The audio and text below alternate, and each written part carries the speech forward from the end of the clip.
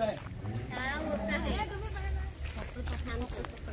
काळ कौलं हे भाई पुढे कौलं म्हणजे खाली गेलाय हां ते खाली ते कौलं कर सगळे खाली काय बघ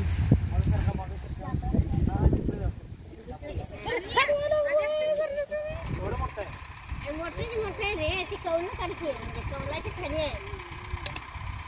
कौलाची खाली आहे बघ काळ काढ आहे ते बरोबर कोणच आहे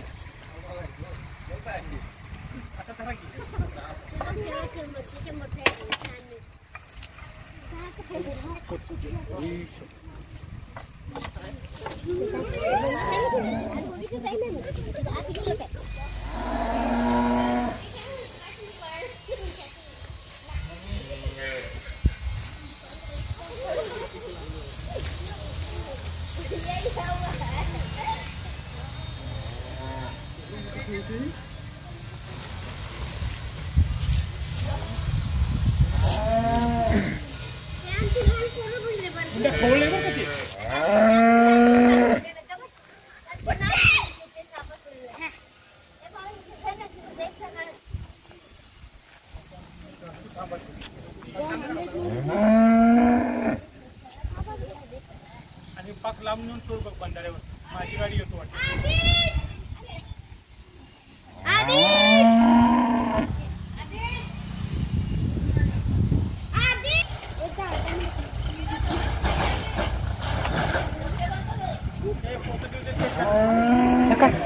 मम्मी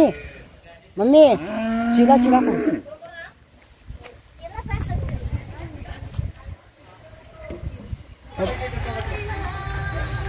बोल बोल असं बोल बोल घे आजी तो मारतच पाणी घेत नाही नका हां येते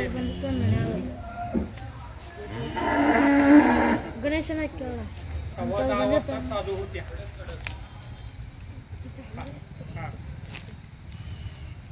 सकाळी येऊन सांगून गेले सांगितले की सातपूर लाईन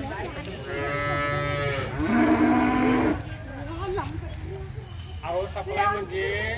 लाईन बंद करून ओळखला याला विषार घेऊनच म्हणायचं त्याचे जे तोंड त्रिकोण आहे त्याच्यावरून या सापाची ओळख होते मग हे लय विषार आहे म्हणून तर असं त्याला सावधगिरीने पकडावं लागतं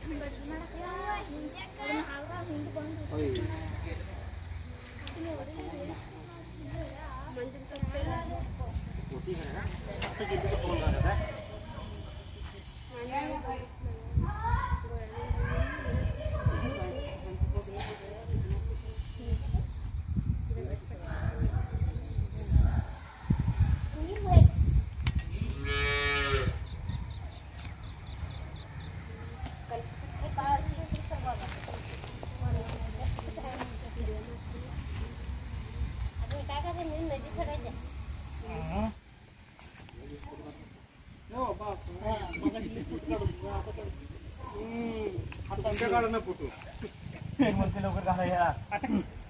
बर्नीत घालायला रिस्क काय आहे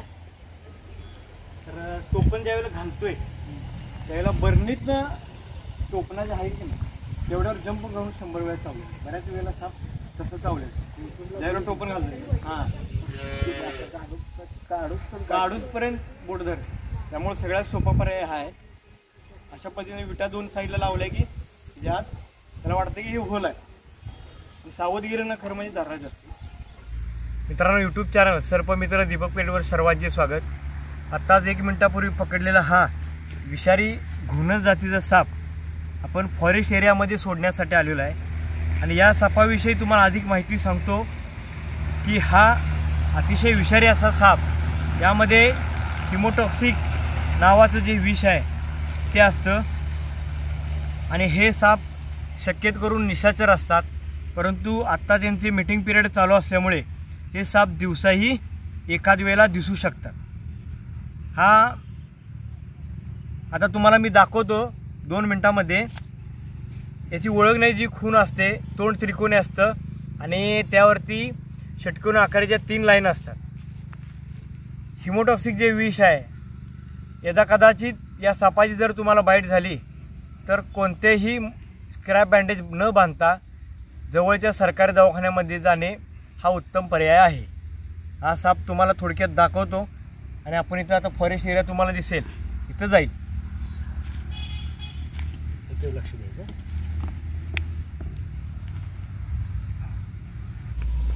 मित्रांनो बघा, आता घोणस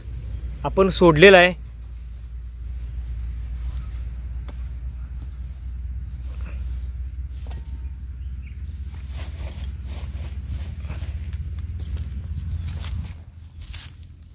बघा कशा पद्धतीने हा दिसत असतो, अतिशय ॲग्रेसिव्ह असा साप.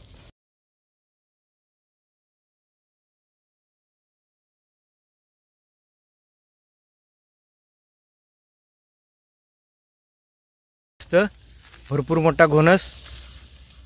किती फास्ट गेलेला आहे. असं म्हणतात की घोणस पळू शकत नाही, किती फास्ट पळतोय बघा, तुम्ही बघू शकताय.